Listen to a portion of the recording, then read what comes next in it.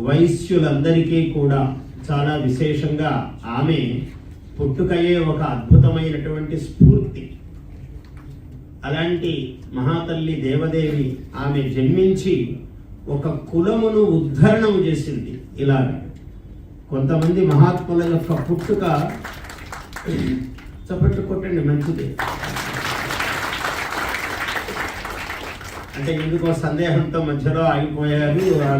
ఆమెకు వినపడాలి కదా వాసవీదేవికి. మంచిదే. జయధ్వానం ఎప్పుడూ కూడా చప్పట్లు కొట్టడం అన్నది మన జీవితంలో జయధ్వానములు రావటం కోసమే మనం చప్పట్లు కొట్టాలి. వాటిని దుందుభులు దేవదుందుభులు అన్నారు. అంటే ఈ రెండు చేతులు ఇలా కలవటము వలన ఒక ఆత్మశక్తి మనలో పెరుగుతుంది. అందువల్ల అటువంటి పుట్టుకతో ఒక కులమును వంశమును ఉద్ధరించినటువంటి మహాత్మురాలు ఆమె. ఒకరి యొక్క ఏన సజాతో ఏన జాతేన యాతి వంశస్సమున్నతి అన్నారు.